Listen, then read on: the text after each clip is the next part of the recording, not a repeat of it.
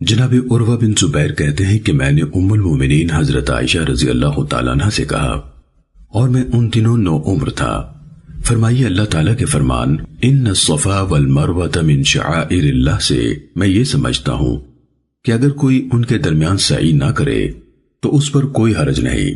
عائشہ رضی اللہ تعالیٰ عنہ نے فرمایا، ہرگز نہیں۔ اگر بات ایسے ہوتی جیسے کہ تم کہہ رہے ہو تو آیت کریمہ یوں ہوتی، فلا جناح علیہ الا یطوف بہما، اگر وہ ان کی سعی نہ کرے تو اس پر کوئی گناہ نہیں۔ دراصل یہ آیت انصار کے بارے میں نازل ہوئی تھی۔ یہ لوگ منات بت کے قصد سے احرام باندھا کرتے تھے، اور یہ بت مقام قدید کے بالمقابل نصب تھا، اور پھر یہ لوگ صفا مروہ کی سعی میں حرج سمجھتے تھے۔ جب اسلام آیا تو انہوں نے رسول اللہ صلی اللہ علیہ وسلم سے اس بارے میں سوال کیا تو اللہ عز و جل نے یہ آیت نازل فرمائی، ان الصفا والمروۃ من شعائر اللہ۔ سنن ابو داود حدیث نمبر 1901۔ حضرت عبداللہ بن ابی اوفا رضی اللہ تعالیٰ عنہ بیان کرتے ہیں کہ رسول اللہ صلی اللہ علیہ وسلم نے عمرہ کیا تو بیت اللہ کا طواف کیا اور مقام ابراہیم کے پیچھے 2 رکعتیں پڑھی، اور آپ کے ساتھ وہ لوگ تھے جنہوں نے آپ کو لوگوں سے بچایا ہوا تھا۔ عبداللہ رضی اللہ تعالیٰ عنہ سے پوچھا گیا، کیا رسول اللہ صلی اللہ علیہ وسلم کعبے میں داخل ہوئے تھے؟ انہوں نے کہا، نہیں۔ سنن ابو داود حدیث نمبر 1902۔ کثیر بن جمحان سے روایت ہے کہ ایک شخص نے حضرت عبداللہ بن عمر رضی اللہ تعالیٰ عنہ سے صفا اور مروہ کے درمیان پوچھا، اے ابو عبد الرحمن، میں آپ کو دیکھتا ہوں کہ آپ چل رہے ہیں جبکہ لوگ دوڑ رہے ہیں، کیوں؟ انہوں نے کہا، اگر میں چلوں تو بلا شبہ میں نے رسول اللہ صلی اللہ علیہ وسلم کو چلتے ہوئے دیکھا ہے، اور اگر میں دوڑوں تو میں نے آپ کو دوڑتے ہوئے دیکھا ہے، اور میں اب بوڑھا ہو گیا ہوں۔ سنن ابو داود حدیث نمبر 1904۔ حضرت جعفر صادق بن محمد بن علی بن حسین رضی اللہ تعالیٰ عنہ اپنے والد محمد سے بیان کرتے ہیں کہ ہم حضرت جابر بن عبداللہ رضی اللہ عنہما کے ہاں گئے۔ جب ہم آپ کے پاس پہنچے تو انہوں نے سب لوگوں سے پوچھا، یعنی شناسائی حاصل کی، حتیٰ کہ میری باری آئی تو میں نے بتایا کہ میں محمد بن علی بن حسین ہوں، تو انہوں نے اپنا ہاتھ میرے سر کی طرف بڑھایا، پھر میرا اوپر والا بٹن کھولا، پھر نیچے والا کھولا، پھر اپنا ہاتھ میری چھاتیوں کے درمیان رکھا، اور میں ان دنوں جوان لڑکا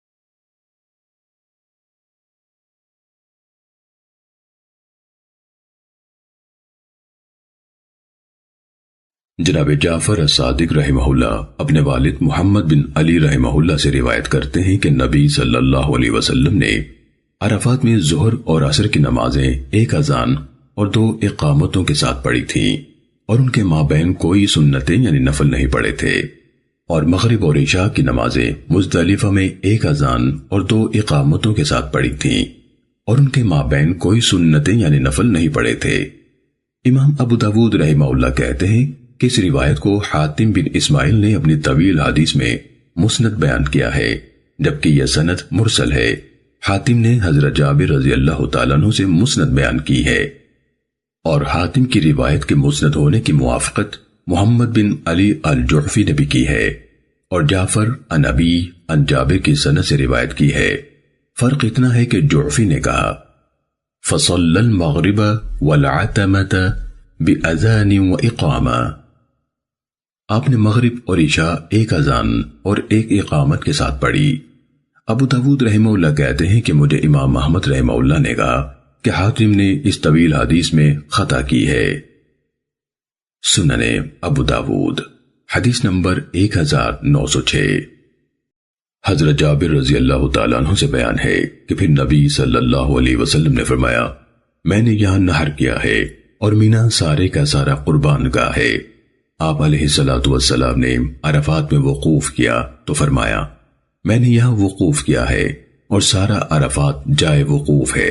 آپ نے مزدلفہ میں وقوف کیا اور فرمایا، میں نے اس جگہ وقوف کیا ہے اور تمام مزدلفہ جائے وقوف ہے۔ سنن ابو داود حدیث نمبر 1907۔ حفص بن غیاث نے جناب جعفر الصادق رحمہ اللہ سے ان کی سند سے روایت کیا تو مزید کہا، تو تم اپنے اپنے پڑاؤ پر نہر کرو۔ سنن ابو داود حدیث نمبر 1908۔ جناب جعفر الصادق رحمہ اللہ نے بیان کیا کہ مجھے میرے والد محمد باقر رحمہ اللہ نے حضرت جابر رضی اللہ تعالیٰ عنہ سے بیان کیا اور یہ حدیث بیان کی، اور اپنی حدیث پر وَاتَّخِذُوا مِن مَّقَامِ إِبْرَاهِيمَ مُصَلَّى کی جگہ یہ بات اپنی طرف سے بڑھائی کہ آپ نے ان رکعات میں توحید یعنی قل هو اللہ احد اور قل یا ایھا الکافرون کی تلاوت کی۔ یہ جملہ مدرج ہے، اور اس میں بیان کیا کہ حضرت علی رضی اللہ تعالیٰ عنہ نے یہ واقعہ کوفے میں بیان کیا تھا۔ میرے والد محمد بن علی رحمہ اللہ نے کہا کہ جابر نے یہ لفظ بھی نہیں کہے تھے کہ میں غصے کے عالم میں جلدی سے گیا تھا، اور فاطمہ رضی اللہ تعالیٰ عنہ کا قصہ بیان کیا۔ سنن ابو داود حدیث نمبر 1909۔ حضرت عائشہ رضی اللہ تعالیٰ عنہ بیان کرتی ہیں کہ قریش اور ان کے اہل دین مزدلفہ میں وقوف کیا کرتے تھے اور اپنے آپ کو حمص کہلاتے تھے، جبکہ دیگر سب عرب عرفات میں وقوف کرتے تھے۔ بیان کرتی ہیں کہ جب اسلام آیا تو اللہ تعالیٰ نے اپنے نبی صلی اللہ علیہ وسلم کو حکم دیا کہ عرفات میں آ کر وقوف کریں، پھر وہاں سے لوٹیں۔ چنانچہ یہی تفسیر ہے اللہ تعالیٰ کے اس فرمان کی، ثم افیضوا من حیث افاض الناس، پھر لوٹو وہیں سے جہاں سے لوگ لوٹتے ہیں۔ سنن ابو داود حدیث نمبر 1910۔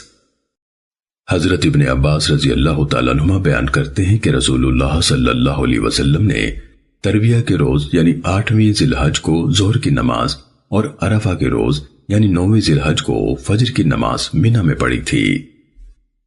سنن ابو داود حدیث نمبر 1911۔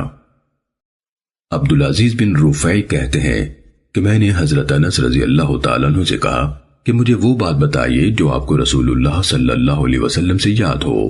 ترویہ کے روز یعنی 8ویں ذی الحج کو رسول اللہ صلی اللہ علیہ وسلم نے ظہر کی نماز کہاں پڑھی تھی؟ انہوں نے کہا مینا میں۔ میں نے کہا نفر والے دن یعنی واپسی کے روز 13 ذی الحج کو آپ نے عصر کی نماز کہاں پڑھی تھی؟ انہوں نے کہا وادی ابطح یعنی محسب میں۔ پھر فرمایا ویسے ہی کرو جیسے کہ تمہارے عمرہ کرتے ہیں۔ سنن ابو داود حدیث نمبر 1912۔ حضرت ابن عمر رضی اللہ تعالیٰ عنہ بیان کرتے ہیں کہ رسول اللہ صلی اللہ علیہ وسلم نے عرفہ کے روز یعنی 9ویں تاریخ کو مینا میں صبح کی نماز پڑھائی، پھر عرفات کی طرف آئے اور وادی نمیرہ میں پڑاؤ کیا، وہی مقام جہاں کے عرفات میں امام اترتا ہے۔ ان کے دور کی بات ہے، حتیٰ کہ جب ظہر کا وقت ہوا تو رسول اللہ صلی اللہ علیہ وسلم دوپہر کو گرمی کے وقت ہی میں وہاں سے روانہ ہو گئے اور ظہر و عصر کی نماز جمع کر کے پڑھائی، پھر لوگوں کو خطبہ دیا، پھر وہاں سے چلے اور عرفات میں اپنے موقع پر جا کر وقوف فرمایا۔ سنن ابو داود حدیث نمبر 1913۔ جناب خالد بن عدہ بن حوزہ رضی اللہ تعالیٰ عنہ بیان کرتے ہیں کہ میں نے عرفہ کے روز رسول اللہ صلی اللہ علیہ وسلم کو دیکھا کہ آپ اپنے اونٹ پر اس کی رکابوں میں پاؤں ڈالے لوگوں کو خطبہ دے رہے تھے۔ امام ابو داود رحمہ اللہ فرماتے ہیں کہ ابن العلا نے وکی سے اسی طرح بیان کیا جیسے کہ حناد نے کہا۔ سننے ابو داود حدیث نمبر 1917۔ عبد المجید ابو عمر نے عدہ بن خالد سے روایت کی اور مذکورہ بالا کے ہم معنی بیان کیا۔ سننے ابو داود حدیث نمبر 1918۔ حضرت یزید بن شیبان رضی اللہ تعالیٰ عنہ بیان کرتے ہیں کہ حضرت ابن مربع انصاری رضی اللہ تعالیٰ عنہ ہمارے پاس تشریف لائے جبکہ ہم عرفات میں ایسی جگہ وقوف کیے ہوئے تھے کہ عمر بن عبداللہ اس کو امام کے موقف سے دور سمجھ رہے تھے۔ ابن مربع رضی اللہ تعالیٰ عنہ نے کہا، بے شک میں تمہاری طرف رسول اللہ صلی اللہ علیہ وسلم کا پیغامبر بن کے آیا ہوں۔ آپ نے تم لوگوں کو کہلا بھیجا ہے، آپ انہی مقامات پر وقوف کرو۔ بلا شبہ تم اپنے ابا ابراہیم علیہ السلام کی وراثت میں سے ایک وراثت پر ہو۔ سننے ابو داود حدیث نمبر 1919۔ جناب قریب بیان کرتے ہیں کہ میں نے حضرت اسامہ بن زید رضی اللہ تعالیٰ عنہ سے کہا، مجھے یہ بتائیں کہ اس شام جب آپ رسول اللہ صلی اللہ علیہ وسلم کے پیچھے سوار تھے آپ لوگوں نے کیسے کیا؟ انہوں نے بتایا کہ ہم اس گھاٹی میں آئے جس میں لوگ اپنی سواریاں بٹھاتے ہیں، وہ جگہ معرس کہلاتی ہے۔ رسول اللہ صلی اللہ علیہ وسلم نے اپنی اونٹنی بٹھائی پھر پیشاب کیا۔ اسامہ رضی اللہ تعالیٰ عنہ نے احراق الماء کے لفظ استعمال نہیں کیے، یعنی پانی بہایا نہیں کہا، پھر اپنے پانی طلب کیا اور وضو فرمایا جس میں کوئی مبالغہ نہ تھا، یعنی ہلکا وضو کیا، اعضاء کو 1-2 بار دھویا۔ میں نے کہا، اے اللہ کے رسول، نماز؟ آپ نے فرمایا، نماز تمہارے آگے ہے، یعنی آگے چل کر پڑھیں گے۔ پھر آپ سوار ہو گئے حتیٰ کہ ہم مزدلفہ پہنچ گئے۔ پھر آپ نے مغرب کی نماز پڑھائی، پھر لوگوں نے سواریوں کو اپنے اپنے پڑاؤ پر بٹھایا مگر ان کے پالان اور کجاوے نہیں کھولے، حتیٰ کہ عشاء کی اقامت کہلوائی اور نماز پڑھائی۔ پھر لوگوں نے اپنی سواریوں کو کھولا۔ محمد بن کثیر نے اپنی روایت میں مزید کہا، میں نے پوچھا، جب تم لوگوں نے صبح کی تو کیسے کیا تھا؟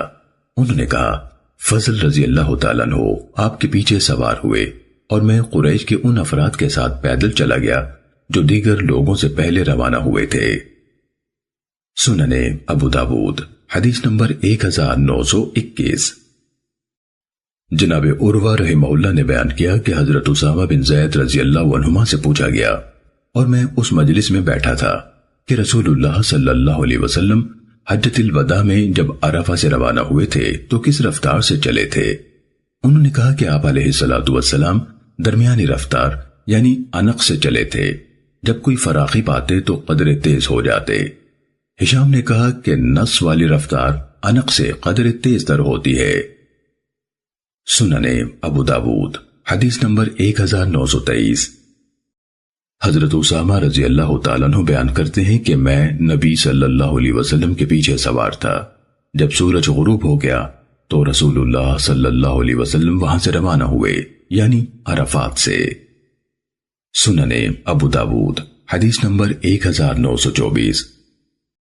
قریب مولا عبداللہ بن عباس رضی اللہ تعالیٰ عنہ نے حضرت اسامہ بن زید رضی اللہ تعالیٰ عنہ سے سنا، وہ کہہ رہے تھے کہ رسول اللہ صلی اللہ علیہ وسلم عرفات سے روانہ ہوئے، حتیٰ کہ جب گھاٹی میں پہنچے تو اترے، پیشاب کیا، پھر وضو کیا، مگر اس میں مبالغہ نہیں تھا۔ میں نے عرض کیا، نماز؟ آپ نے فرمایا، نماز تمہارے آگے ہے، یعنی آگے پڑھیں گے۔ پھر آپ سوار ہو گئے۔ جب مزدلفہ پہنچے تو اترے، وضو کیا اور کامل وضو کیا۔ پھر نماز کی اقامت کہی گئی تو مغرب کی نماز پڑھائی۔ پھر ہر شخص نے اپنے اپنے اونٹ کو اپنے اپنے پڑاؤ میں بٹھایا۔ پھر عشاء کی اقامت کہی گئی تو آپ نے نماز پڑھائی اور ان کے مابین کچھ نہیں پڑھا۔ جناب شرید رضی اللہ تعالیٰ عنہ بیان کرتے ہیں کہ میں رسول اللہ صلی اللہ علیہ وسلم کے ساتھ عرفات سے روانہ ہوا تھا، بس آپ کے قدموں نے زمین کو نہیں چھوا حتیٰ کہ مزدلفہ پہنچ گئے۔ سننے ابو داود حدیث نمبر 1925 با۔ حضرت عبداللہ بن عمر رضی اللہ تعالیٰ عنہ سے روایت ہے کہ رسول اللہ صلی اللہ علیہ وسلم نے مغرب اور عشاء کی نمازیں مزدلفہ میں اکٹھی کر کے پڑھی۔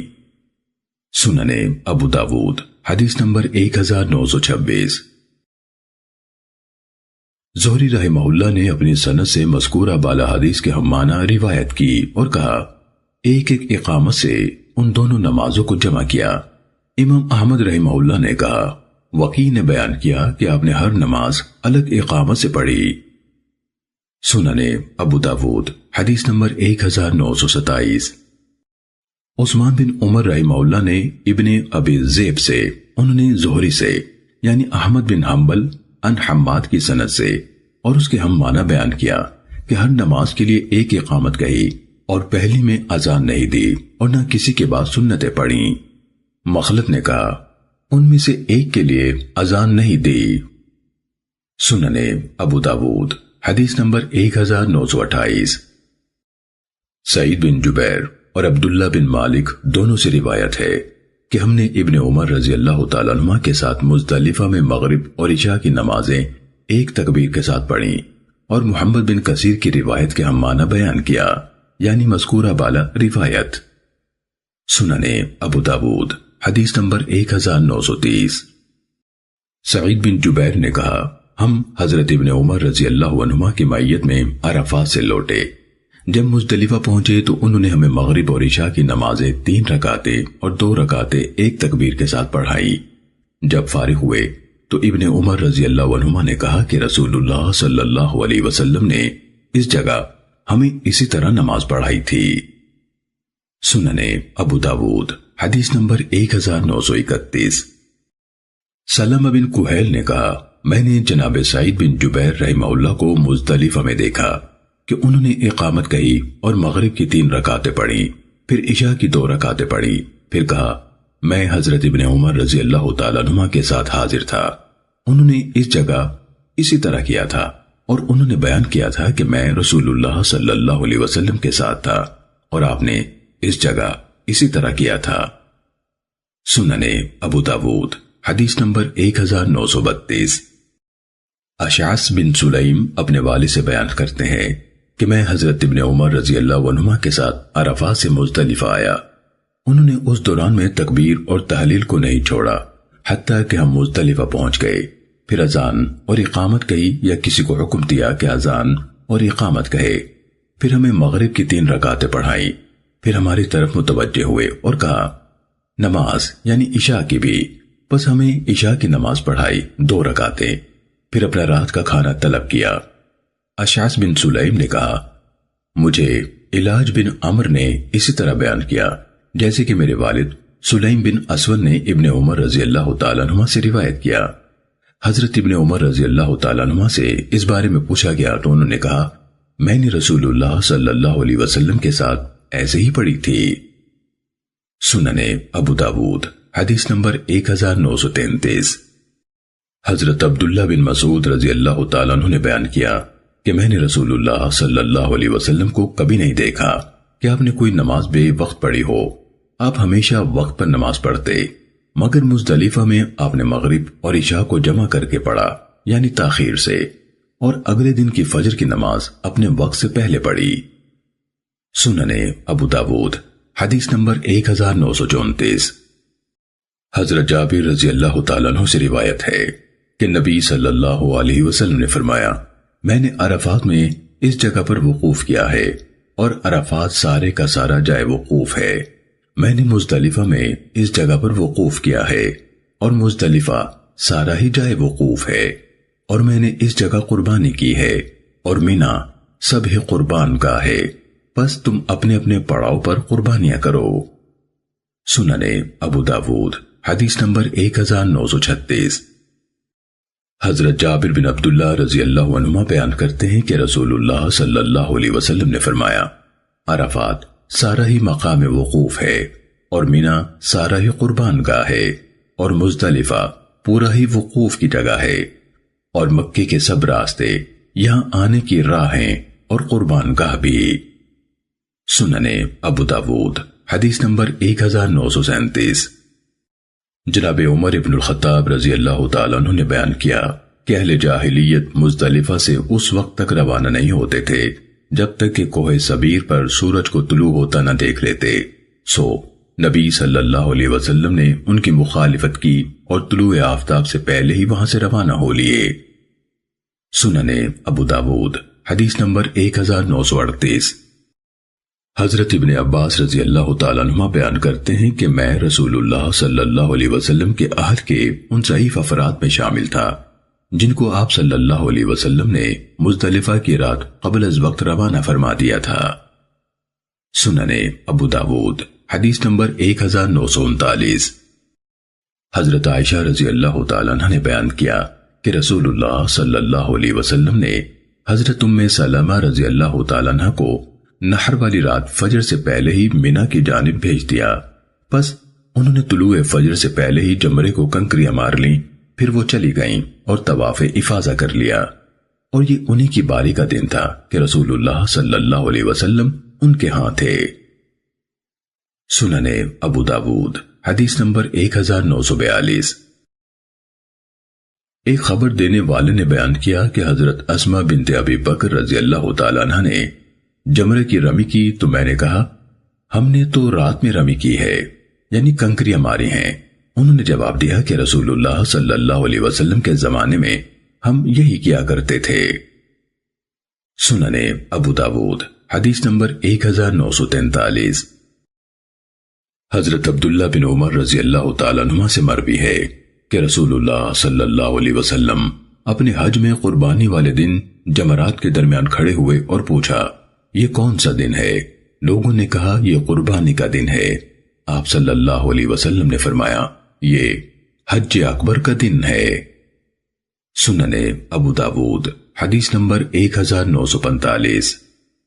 حضرت ابو ہریرہ رضی اللہ تعالیٰ عنہ نے بیان کیا کہ حضرت ابو بکر صدیق رضی اللہ تعالیٰ عنہ نے مجھے ان لوگوں کے ساتھ بھیجا جنہوں نے قربانی کے روز مینا میں یہ اعلان کیا تھا کہ اس سال کے بعد کوئی مشرک حج کے لیے نہ آئے اور کوئی شخص بے لباس ہو کر بیت اللہ کا طواف نہ کرے، اور قربانی کا دن یعنی یوم النحر ہی حج اکبر کا دن ہے، اور حج اکبر سے مراد حج ہے، اور حج اکبر سے مراد حج ہے، اور حج اکبر سے مراد حج ہے۔ سننے ابو داود حدیث نمبر 1946۔ حضرت ابو بکرہ رضی اللہ تعالیٰ عنہ بیان کرتے ہیں کہ نبی صلی اللہ علیہ وسلم نے اپنے حج میں خطبہ دیتے ہوئے ارشاد فرمایا بلا شبہ زمانہ اپنی اس اصل کیفیت پر گھوم آیا ہے جس پر کہ اپنے پہلے روز تھا جبکہ اللہ نے آسمانوں اور زمین کو پیدا فرمایا تھا۔ سال کے 12 مہینے ہیں اور ان میں سے 4 مہینے حرمت والے ہیں، 3 مہینے متواتر ہیں یعنی ذوالقعدہ، ذوالحجہ اور محرم، اور چوتھا مضر کا رجب ہے جو جمادہ اور شعبان کے درمیان ہوتا ہے۔ سننے ابو داود حدیث نمبر 1947۔ محمد بن سیرین ابن ابی بکرہ سے، وہ اپنے والد ابو بکرہ رضی اللہ تعالیٰ عنہ سے، وہ نبی صلی اللہ علیہ وسلم سے مذکورہ بالا حدیث کے ہم معنی روایت کرتے ہیں۔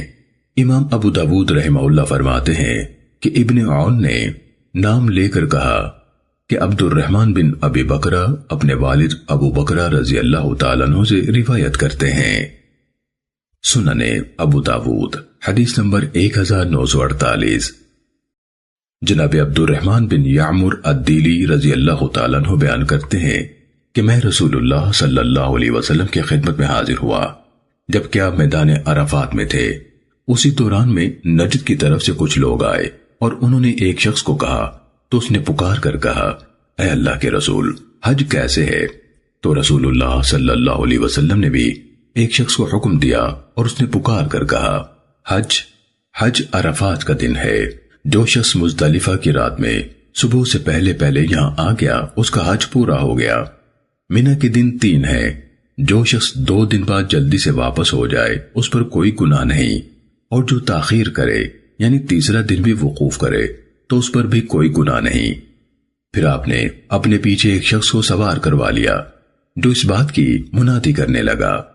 امام ابو داود رحمہ اللہ کہتے ہیں کہ مہران نے سفیان سے ایسے ہی روایت کیا ہے الحج الحج یعنی 2 بار، جبکہ یحییٰ بن سعید قطان نے سفیان سے یہ لفظ الحج 1 بار بیان کیا ہے۔ سننے ابو داود حدیث نمبر 1949۔ حضرت عروہ بن مزرس طائی رضی اللہ تعالیٰ عنہ بیان کرتے ہیں کہ میں مزدلفہ میں وقوف کے وقت رسول اللہ صلی اللہ علیہ وسلم کی خدمت میں حاضر ہوا اور عرض کیا، اے اللہ کے رسول، میں قبیلہ طے کے 2 پہاڑوں سے آیا ہوں۔ میں نے اپنی سواری کو ہلکان کیا ہے اور اپنے آپ کو بہت تھکایا ہے۔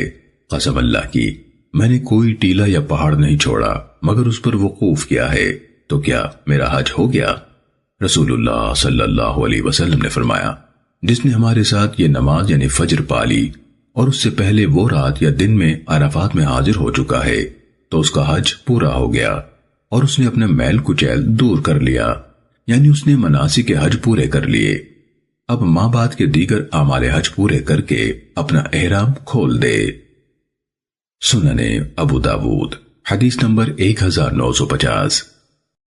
عبد الرحمن بن معاذ رحمہ اللہ ایک صحابی سے بیان کرتے ہیں، اس نے کہا، نبی صلی اللہ علیہ وسلم نے منی میں لوگوں کو خطبہ دیا اور انہیں اپنے اپنے مقامات پر اترنے کا ارشاد فرمایا۔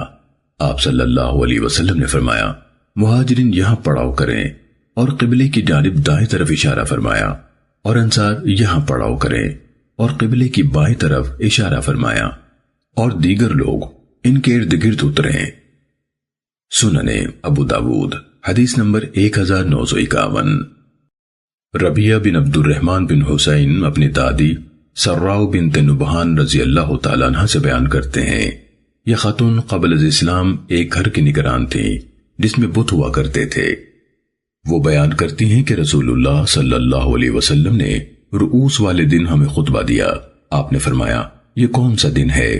ہم نے کہا، اللہ اور اس کے رسول بہتر جانتے ہیں۔ آپ نے فرمایا، کیا یہ ایام تشریق کا درمیانی دن نہیں ہے؟ امام ابو داود رحمہ اللہ نے کہا، ابو حرہ رقاشی کے چچا نے بھی ایسے ہی روایت کیا ہے کہ آپ نے ایام تشریق کے درمیانی دن میں خطبہ دیا۔ سننے ابو داود حدیث نمبر 1953۔ حضرت حرماس بن زیاد باہلی رضی اللہ تعالیٰ عنہ بیان کرتے ہیں کہ میں نے رسول اللہ صلی اللہ علیہ وسلم کو دیکھا کہ آپ منی میں قربانی والے دن اپنی ازبا اونٹنی پر لوگوں کو خطبہ دے رہے تھے۔ سننے ابو داود حدیث نمبر 1954۔ حضرت ابو امامہ رضی اللہ تعالیٰ عنہ بیان کرتے ہیں کہ میں نے منی میں قربانی والے دن رسول اللہ صلی اللہ علیہ وسلم کا خطبہ سنا۔ سننے ابو داود حدیث نمبر 1955۔ جناب رافع بن عمر مزنی رضی اللہ تعالیٰ عنہ بیان کرتے ہیں کہ میں نے رسول اللہ صلی اللہ علیہ وسلم کو دیکھا کہ آپ منی میں اپنے سفید خچر پر لوگوں کو خطبہ دے رہے تھے، جبکہ دن اونچا آ چکا تھا، اور حضرت علی رضی اللہ تعالیٰ عنہ آپ کی بات آگے پہنچا رہے تھے۔ لوگ کچھ بیٹھے تھے اور کچھ کھڑے تھے۔ سننے ابو داود حدیث نمبر 1956۔ حضرت عبد الرحمن بن معاذ تیمی رضی اللہ تعالیٰ عنہ بیان کرتے ہیں کہ رسول اللہ صلی اللہ علیہ وسلم نے ہمیں خطبہ دیا جبکہ ہم منی میں تھے، بس اللہ تبارک و تعالیٰ نے ہمارے کان کھول دیے۔ ہم اپنے اپنے پڑاؤ پر تھے اور وہ سب کچھ سن رہے تھے جو آپ فرما رہے تھے۔ آپ ہمیں اعمال حج کی تعلیم فرما رہے تھے، حتیٰ کہ جمرات تک پہنچ گئے تو آپ نے اپنی شہادت کی انگلیاں اپنے کانوں میں رکھیں اور فرمایا، چھوٹی چھوٹی کنکریاں مارو۔ آپ نے مہاجرین کو حکم دیا تو وہ مسجد خیف کے آگے کی طرف اترے، اور انصار کو حکم دیا تو وہ مسجد سے پیچھے کی طرف اترے، پھر دوسرے لوگ ان کے بعد اترے۔ سننے ابو داود حدیث نمبر 1957۔ حضرت عبداللہ بن عمر رضی اللہ تعالیٰ عنہ بیان کرتے ہیں کہ حضرت عباس رضی اللہ تعالیٰ عنہ نے رسول اللہ صلی اللہ علیہ وسلم سے اجازت طلب کی تھی کہ لوگوں کو پانی پلانے کی غرض سے منی کی راتیں مکے میں گزار لیں، تو آپ نے ان کو اجازت دے دی تھی۔ سننے ابو داود حدیث نمبر 1959۔ جناب عبد الرحمن بن یزید نے بیان کیا کہ حضرت عثمان رضی اللہ تعالیٰ عنہ نے منی میں 4 رکعتیں پڑھیں، تو عبداللہ بن مسعود رضی اللہ تعالیٰ عنہ نے کہا، میں نے نبی صلی اللہ علیہ وسلم کے ساتھ، ابو بکر رضی اللہ تعالیٰ عنہ کے ساتھ اور عمر رضی اللہ تعالیٰ عنہ کے ساتھ 2 رکعتیں قصر پڑھی ہیں۔ مسدد نے حفص بن غیاث سے مزید یہ بھی کہا، اور عثمان رضی اللہ تعالیٰ عنہ کے ساتھ بھی، کہ وہ ابتدائی دور خلافت میں قصر کرتے رہے، پھر آخر میں وہ پوری پڑھنے لگے تھے۔ مسدد نے یہاں سے ابو معاویہ سے یہ اضافہ کیا کہ ابن مسعود رضی اللہ تعالیٰ عنہ نے کہا پھر تمہاری راہیں مختلف ہو گئیں اور مجھے 2 رکعتیں جو اللہ کے ہاں قبول ہو جائیں 4 رکعتوں سے بہتر معلوم ہوتی ہے۔ اعمش نے کہا مجھے معاویہ بن قرہ نے اپنے بزرگوں یعنی اساتذہ سے بیان کیا کہ عبداللہ بن مسعود رضی اللہ تعالیٰ عنہ نے بھی 4 رکعتیں پڑھیں تو ان سے کہا گیا کہ آپ عثمان رضی اللہ تعالیٰ عنہ پر عیب لگاتے ہیں پھر بھی 4 پڑھتے ہیں۔ کہنے لگے اختلاف کرنا برا کام ہے۔ سنن ابو داود حدیث نمبر 1960۔ حضرت حارثہ بن وہب الخزاعی رضی اللہ تعالیٰ عنہ کی ماں حضرت عمر رضی اللہ تعالیٰ عنہ کی زوجیت میں تھیں اور ان سے ان کا بیٹا عبید اللہ بن عمر پیدا ہوا تھا۔ حارثہ نے کہا میں نے رسول اللہ صلی اللہ علیہ وسلم کے ساتھ مینا میں نماز پڑھی، لوگوں کی تعداد بہت زیادہ تھی تو آپ نے ہمیں حجۃ الوداع میں 2 رکعتیں پڑھائیں۔ امام ابو داود رحمہ اللہ نے کہا حارثہ قبیلہ خزاعہ کے فرد تھے اور ان کا گھر مکے میں تھا۔ سنن ابو داود حدیث نمبر 1965۔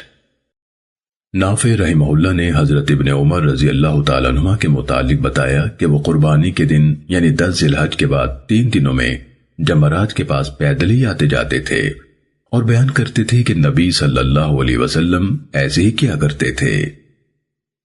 سنن ابو داود حدیث نمبر 1969۔ حضرت جابر بن عبداللہ رضی اللہ تعالیٰ عنہ بیان کرتے ہیں کہ میں نے رسول اللہ صلی اللہ علیہ وسلم کو دیکھا کہ آپ قربانی والے دن اپنی سواری پر سے کنکریاں مار رہے تھے اور فرماتے تھے مجھ سے اپنے اعمال حج سیکھ لو، میں نہیں جانتا شاید میں اپنے اس حج کے بعد حج نہ کر سکوں۔ سنن ابو داود حدیث نمبر 1970۔ حضرت جابر بن عبداللہ رضی اللہ تعالیٰ عنہ بیان کرتے ہیں میں نے رسول اللہ صلی اللہ علیہ وسلم کو دیکھا کہ آپ قربانی والے دن چاشت کے وقت اپنی سواری پر سے رمی کر رہے تھے مگر اس کے بعد کے دنوں میں سورج ڈھلنے کے بعد کی۔ سنن ابو داود حدیث نمبر 1971۔ وبرہ بن عبد الرحمن سلمی کہتے ہیں میں نے حضرت ابن عمر رضی اللہ تعالیٰ عنہ سے پوچھا کہ میں کس وقت جمرات کو کنکریاں ماروں؟ انہوں نے کہا جب تمہارا امام مارے تم بھی مار لو۔ میں نے اپنا سوال دہرایا تو بولے ہم سورج ڈھلنے کا انتظار کیا کرتے تھے، جب سورج ڈھل جاتا تو رمی کرتے تھے، یعنی قربانی والے دن کے بعد کے ایام میں۔ سنن ابو داود حدیث نمبر 1972۔ حضرت عائشہ رضی اللہ تعالیٰ عنہ کا بیان ہے کہ رسول اللہ صلی اللہ علیہ وسلم نے 10 تاریخ کو قربانی والے دن ظہر پڑھ لینے کے بعد دن کے آخری حصے میں طواف افاضہ کیا، پھر ہم مینا لوٹ آئے اور ایام تشریق کی راتیں یہیں ٹھہرے رہے۔ سورج ڈھلنے کے بعد جمرات کو کنکریاں مارتے تھے، ہر جمرے کو 7 کنکریاں مارتے اور ہر کنکری کے ساتھ اللہ اکبر کہتے، پہلے اور دوسرے جمرے کے پاس کافی لمبی دیر رکتے اور اپنی عاجزی اور تضرع کا اظہار کرتے یعنی دعائیں کرتے، پھر تیسرے جمرے کو کنکریاں مارتے مگر اس کے پاس نہیں رکتے تھے۔ سنن ابو داود حدیث نمبر 1973۔ حضرت عبداللہ بن مسعود رضی اللہ تعالیٰ عنہ بیان کرتے ہیں کہ جب آپ صلی اللہ علیہ وسلم جمرہ کبریٰ یعنی جمرہ عقبہ کے پاس پہنچے تو آپ نے بیت اللہ کو اپنے بائیں جانب اور مینا کو دائیں جانب کیا اور پھر جمرے کو 7 کنکریاں ماریں۔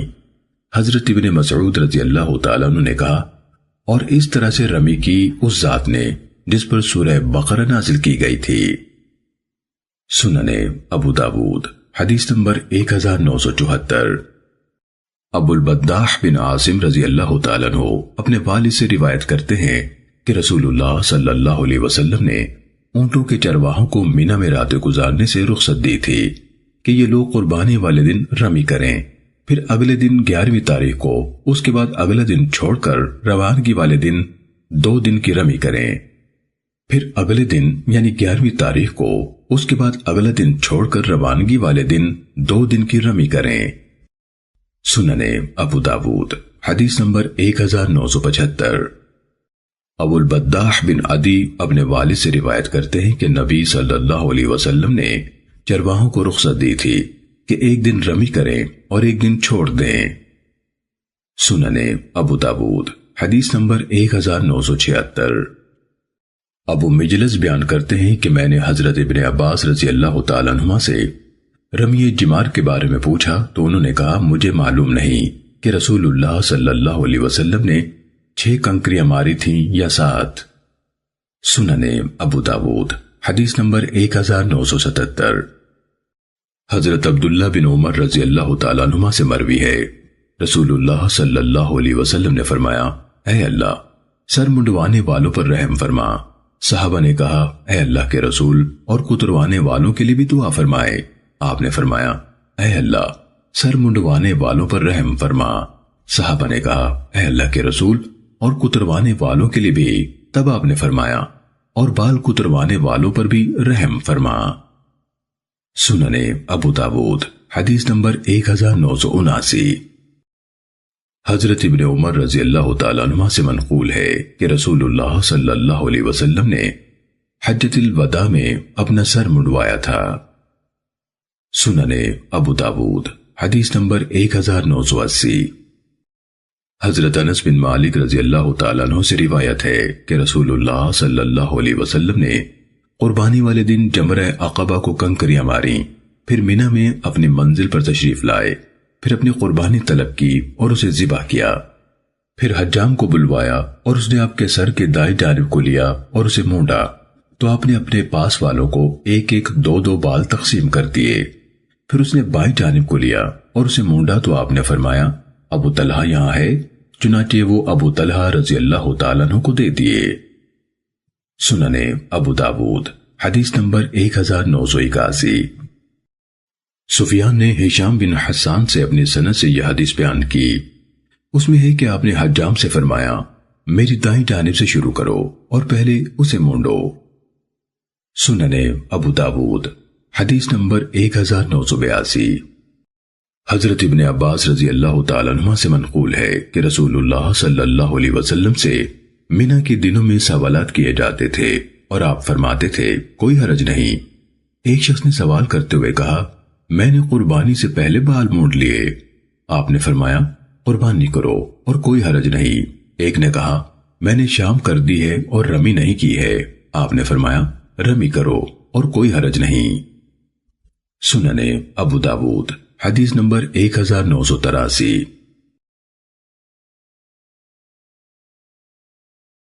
حضرت ابن عباس رضی اللہ تعالیٰ عنہ بیان کرتے ہیں کہ رسول اللہ صلی اللہ علیہ وسلم نے فرمایا، عورتوں کے لیے سر منڈوانا نہیں ہے، ان کے لیے صرف بال کترنا ہے۔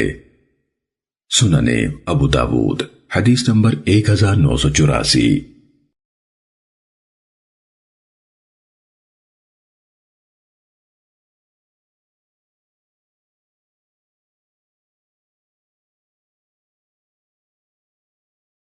حضرت ابن عباس رضی اللہ تعالیٰ عنہ بیان کرتے ہیں کہ رسول اللہ صلی اللہ علیہ وسلم نے فرمایا، عورتوں کے لیے سر منڈوانا نہیں ہے، ان کے لیے صرف بال کترنا ہے۔ سننے ابو داود حدیث نمبر 1984۔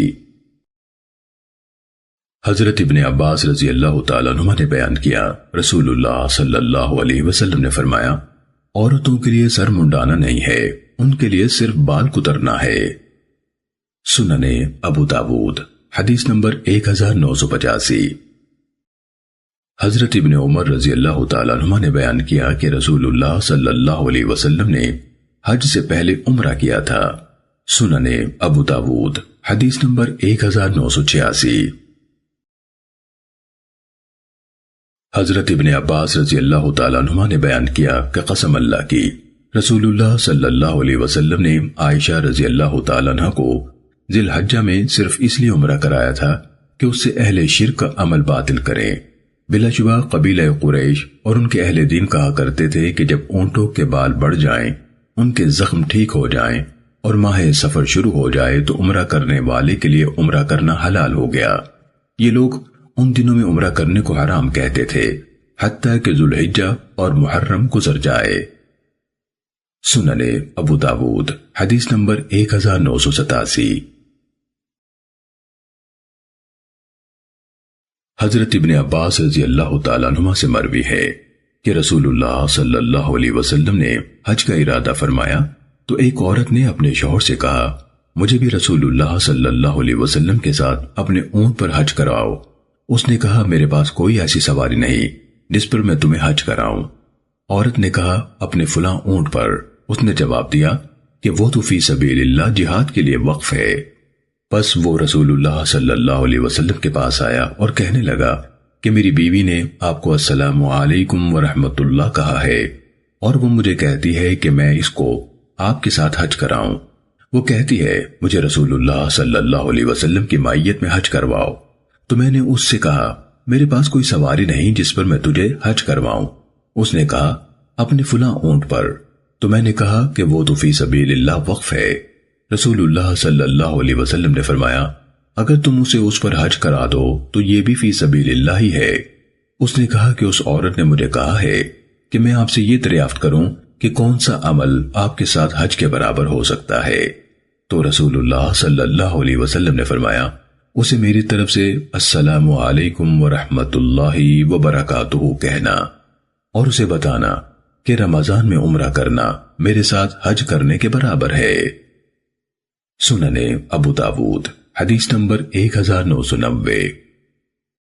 حضرت عائشہ رضی اللہ تعالیٰ عنہ سے مروی ہے کہ رسول اللہ صلی اللہ علیہ وسلم نے 2 عمرے کیے تھے، ایک ذوالقعدہ میں اور ایک شوال میں۔ سننے ابو داود حدیث نمبر 1991۔